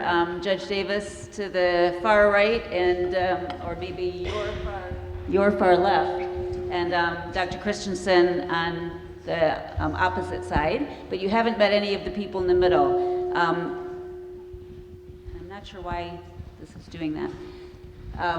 But I want to invite maybe each of you to introduce yourselves to the audience and just say a few words. So do we want to start with Angela? Sure. Hi, I'm Angela Spino-Bagoda. I'm a person in long-term recovery, and for me that means that I have over 6.5 years of continuous sobriety from drugs and alcohol.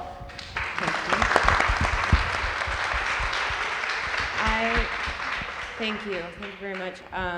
I'm also a recovery coach and the community and school program coordinator for the Alliance of Coalitions for Healthy Communities. And I do work in prevention and recovery support services. And so what I do is a program called Keep Them Safe, Keep Them Healthy. And we go around to the schools and we use people in recovery as a way to communicate stories of through active addiction to recovery and explain some of the decisions that precede the addiction, how you get into addiction.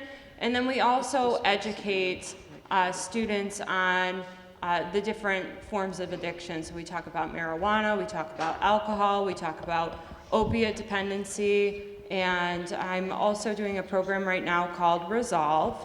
And I'll talk a little bit about that when we get into the question part of that as well. So that's just a little bit about me. Thank you. I'm Dawn Taylor. I am the executive director of Spring Green Educational Foundation, which is the organization that created this film. I'm also one of the producers, and most importantly, I am the mother of a son who is in addiction. My name is Beth Robertson, and I'm the mother of 3 grown boys. My middle son's name was Jordan, as you saw in the film.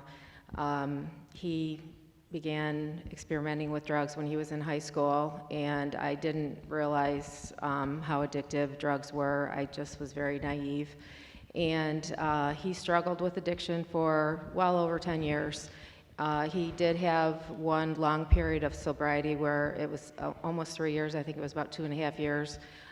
He did go through quite a few rehab programs, but in March of 2016, he relapsed, and he was on his way to he was a chemical engineering student at the University of Toledo, and unfortunately, like the movie showed, addicts or people who use drugs and become addicted to drugs a lot of times use it as a coping mechanism.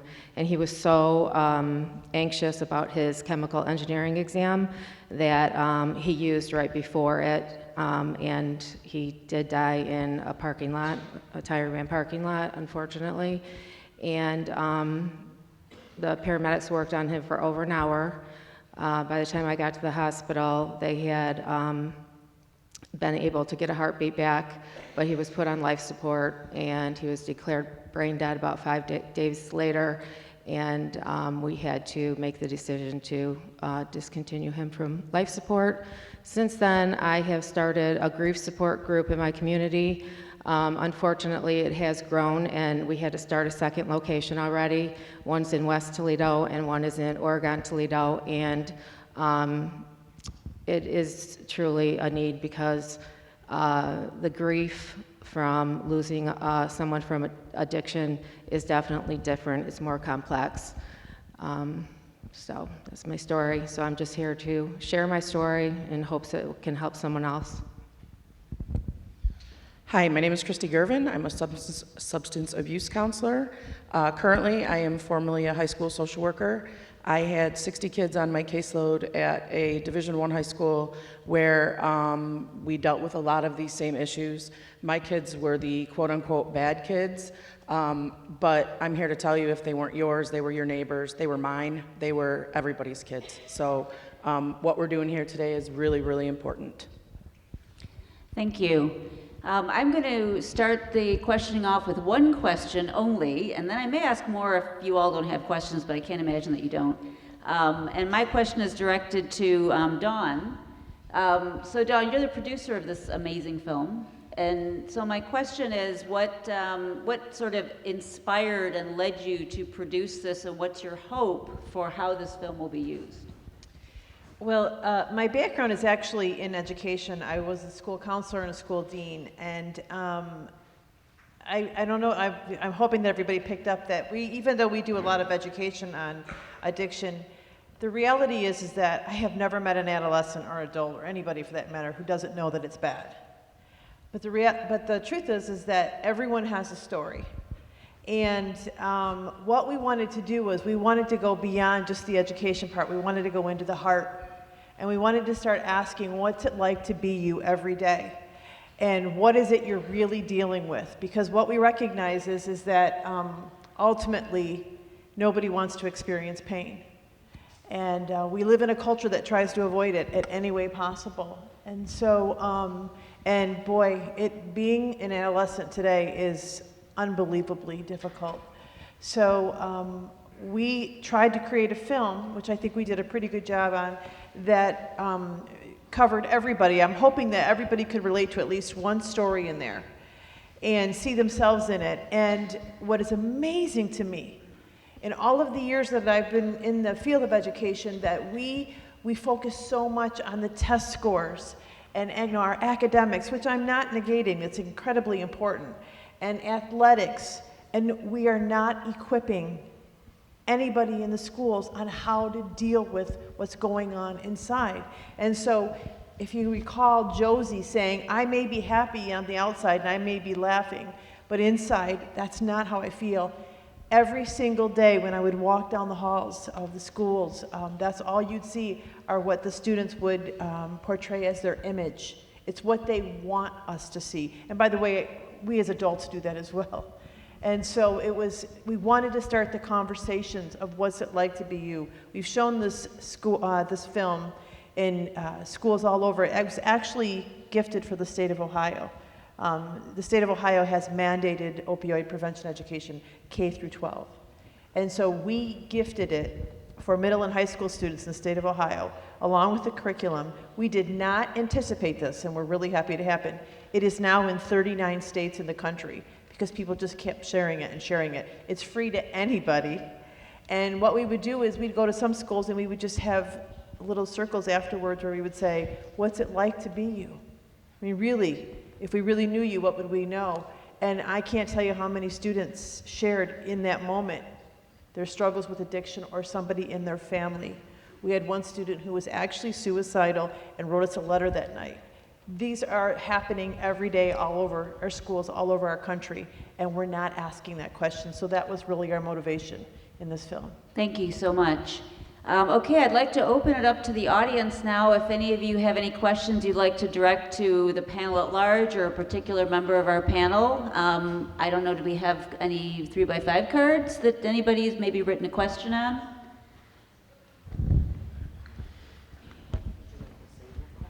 Yeah.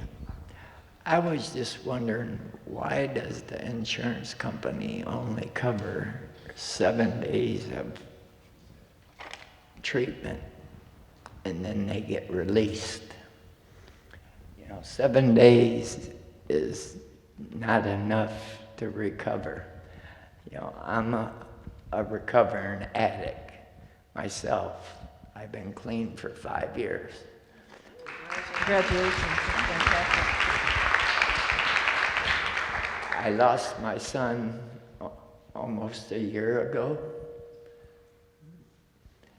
but he was in treatments all over Brighton, I don't know how many times, but 14 days. It's, not enough, and that's the part I don't understand. I'll take a stab at it. Because we have a really broken system, and because we haven't viewed addiction as a disease for eons. Hopefully this epidemic is changing that. I do think that insurance companies are looking at this differently, but it's all about cost savings. They have to see that longer term upfront would save them money at the end of it, and it's convincing insurance companies that they need to treat addiction like they do any other disease.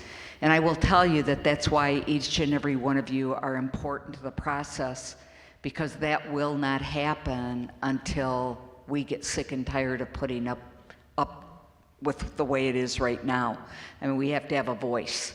And we only have a voice when good people get involved in bad things. So staying silent will just keep us where we're at. And it's why it's so important that grassroots organizations like ours have people like you that get involved with them, so that we have a voice that can change exactly the kind of brokenness that you're talking about. Thank you. Anyone else want to comment on that? Or? So addiction treatment is primarily based on treating withdrawal, inpatient treatment. And withdrawal is gone typically in the 7 to 14 days, and then you're on your way. And that's where things break down, because you wouldn't treat a diabetic like that, but that's how we treat addiction as an acute problem, and it's not. Just to add on that too, what we are finding now, finally, is that, at least in the state of Michigan, they're starting to recognize that treatment is two-pronged. You have to have medicine-assisted treatment with opiates, and you have to have therapy. And as a clinician and a therapist, we don't get paid for it. I'm very fortunate to work at a clinic who basically he eats the cost of having the therapy because he knows it's important for success. However, you're not going to find a lot of places that will do that. We're starting to see finally that Medicaid and the state is finally agreeing that the only way to beat the opiate addiction is a two-pronged effort. So they're working to now cover the counseling aspect of it. So there's progress. It's very slow, but there's progress. Thank you. Any other questions? Yep.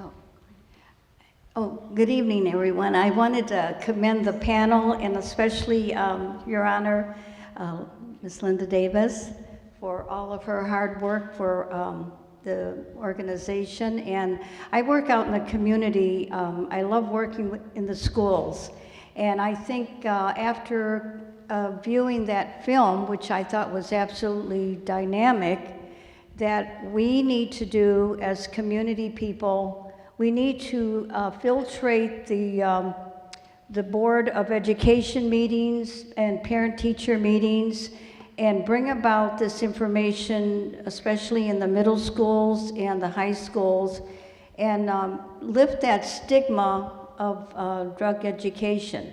Because certain communities, they frown on it when you approach the administration about marijuana or opioids. They just feel that there's a really bad reflection on the community. And I think by belonging to a group like this, that we can break the stigma, just like mental illness, that we can get into the schools as taxpayers and community members and bring about the awareness of the problems that we're having in our country. Not just our community, the whole United States of America. I think it's our duty, actually. Thank you.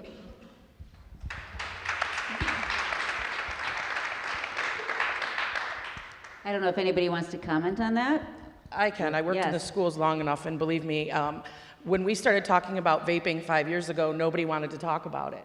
And the reason parents don't, or the administration doesn't want to talk about these issues is because if you admit you have a problem in your district, then nobody wants to come to your school. And when you don't have taxpayers that want to send kids to your school, you don't get the funding. Districts are very, very, very underfunded. So if they have to, they're fighting for your students and your tax dollars. And if you admit you have an opiate problem, if you admit you have a vaping problem, well, that's a you problem, not a me problem. And I hear that all the time. My son goes to Royal Oak High School, and 3 years ago, I helped counsel 6 families who had children who had opiate addiction. Nobody wanted to believe it. The next year, the administration wouldn't even talk about it. I said, you had 6 kids that went to rehab last year, and you're not going to talk about it? We have a problem. Right. When we started Families Against Narcotics, we ran into that as well. We started in the basement of a church, and we started saying that we need to get young recovering people into the schools to talk, very much like this film did, because it's real people telling real stories, and we know that kids will listen to kids, but they're not going to listen to us. And our superintendent of the schools was there, and he did the right thing. He said, let's get it going. You know, you bring them in. Well, everybody dubbed Fraser High School as Heroin High, and their enrollment went down as a result of it because they were doing the right thing. I think this is getting to be a more popular topic now. I think schools are embracing it a little bit more, but they should be at the forefront in tackling this because it's young people that are getting addicted because of the strength of the drugs, and it's up to us to demand that they get involved, and that's what we want in our community is more education in our school systems. So I think one thing that's really important too, and like working in the schools that I've seen is like when we go into the schools and we talk to the students is making sure that we're actually like listening to what the young people have to say too. So when we go in and we have an opportunity to like sit down with a group of young people, that we actually ask them like the questions like, what do you think is going on here? Like, what is the issue that you guys think is most important? Is it mental health? Like, is it suicide? Is it opiates at your school? Is it vaping? Like, what do you guys want to focus on, and what are you invested in changing? You know, because each school I've noticed has its own personal issue. You know, maybe in this school district, it's vaping. And if we can focus on vaping there and they can make their own campaigns, then they're really bought into changing things.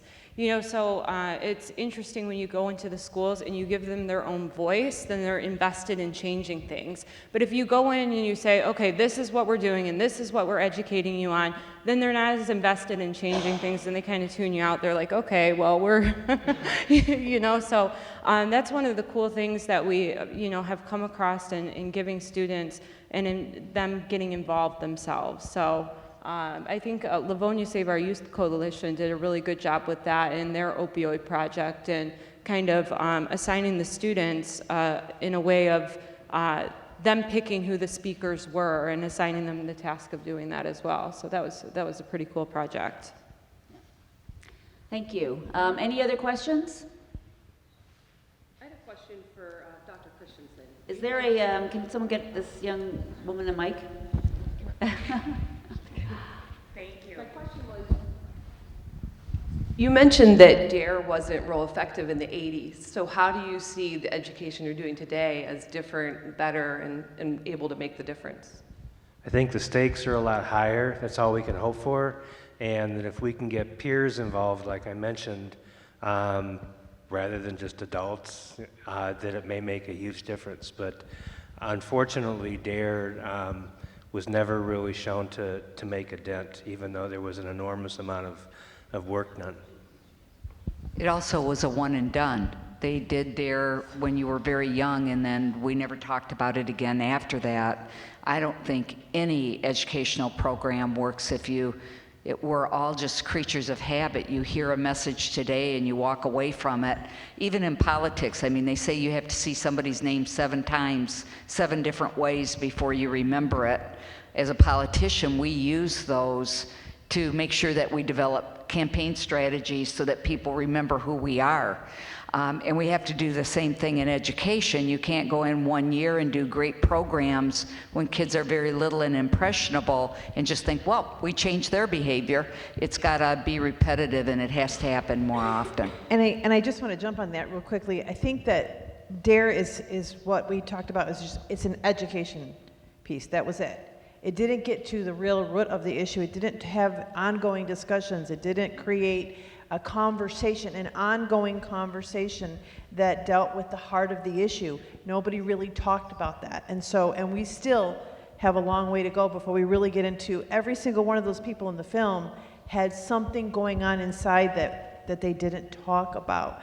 And so it's not just education, it's getting that conversation going. And as you said, getting the ongoing support that's going to really create long-term change. And I'd just like to add on to that too. One of the things that I consistently see now, I have a 16-year-old and a 26-year-old, and like I said, I was in the schools for 5 years, but parents don't want to believe it. I was at least buoyed by the fact that all these people showed up because they at least believe that it's a possibility. I'm telling you that your kids are vaping. And when I would call parents into my office and say they're vaping, they would say, it's not my kid doesn't vape. And then you'd show them the video with the smoke coming out of their mouth, and they're like, well, where did they get that from? Well, it's the thumb drive that you thought that was sitting on their dresser that's actually a vape. I was at the hairdresser last week telling that I was coming here today, and this woman behind me was like, well, if you were a stronger parent, that stuff wouldn't happen. I'm like, you're lucky there's scissors next to my head, honey, because I'm about to get up. I said, and then she later on wanted to know what a vape was. I'm like, oh, you're part of the problem. You have to acknowledge that your kid could be an athlete and a straight A student, and your kid could be a genius, and your kid could be the quiet one in the corner, but they're all doing it. And until you acknowledge that it could be your kid, you're part of the problem. Christy, I'm so glad that you brought that up because it's very important to understand how we can effectively reach and educate the young people, but I think it's also very important to reach and educate the parents. Not just because parents are necessarily resisting, although there are some, but you also have parents, and I don't know, maybe Beth can chime in with respect to this because I have personal experience with this, where you didn't know what the signs are. And it was too late and too long when ultimately I knew what was going on with my personal situation, and by that time the drug use, the addiction was very far along. Had I known and understood and recognized the symptoms earlier, maybe I could have learned a better way to intervene. Okay, so I hate to admit this, but I did see a lot of signs, and I was ignorant in a different way, in the sense that I thought it was just normal teenage behavior, like Don and I went to high school together. I thought that he was just experimenting with, alcohol, and I had heard that he thought he had ADHD, and he had, experimented with Adderall in school, and I didn't realize, I was just stupid. I did not realize how strong the drugs were out there nowadays. I had no idea how addictive. I don't think anybody in the whole United States really understood how addictive opioids are. And he got into them right when they were being overprescribed and spilling out into the streets, and teenagers were getting them from their parents' medicine cabinets. I had a surgery when he was a junior in high school, and my entire bottle of pills was gone. He took my entire bottle. And I didn't think that that would cause him, addiction within 3 to 5 days, or, the withdrawals. I had no idea. And I know it sounds stupid to me now, even hearing myself, but at the time, I truly did not know. So yes, I did see signs, but what I didn't understand was I didn't understand addiction. Right. And one of the things that Beth and I just talked about when we were sitting together is that isolation is really, really big. And I thought I was being the cool parent because I gave my son the basement as his bedroom. Yeah. And I thought I was the coolest parent in the world because I know how much I wanted privacy. And she said she did the same thing. I did the same thing, yeah. And my son was hiding in the basement. That was part of the way he dealt with his addiction, was he isolated himself. And I just thought that was the coolest thing, that I was giving him that space.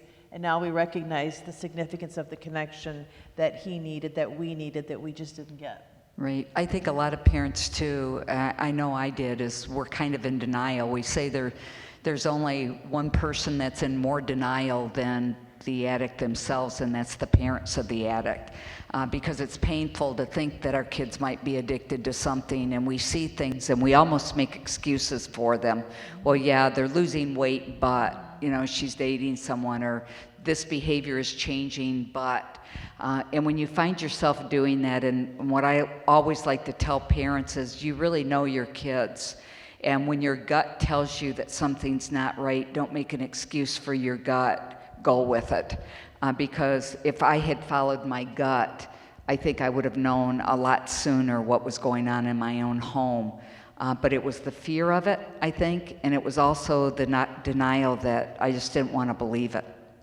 Yeah. And I think, Judge Davis, that's the last word. We are... Patient woman in the world, though. Yes, of course. If the rest of the audience doesn't mind going a minute over 9. Okay. Well, actually, I want to speak to the rest of the audience from the standpoint that sometimes we look at our schools for doing this education, but we can do this in our churches, in our community centers, our libraries, the kids in the neighborhood. Everybody here is probably a parent, a child, a grandparent. I would like to know from Dawn how we can all watch this movie with those kids and have that conversation saying, if I really knew you, what would I know about you? Yeah, the film is actually online. It's at chasinghope.org. So it's just the film's name.org, and you can download it. You can watch it for free. There's actually a discussion guide. So parents, we have had parents who've actually had the discussion guide and gone and had kids over in their living room with it. You're right, churches, community centers, it's very easy, chasinghope.org, and the foundation is happy to assist and support any organization or individual who wants to use this as a resource. All right, I want to thank you all for coming, and a big round of applause for our presenters.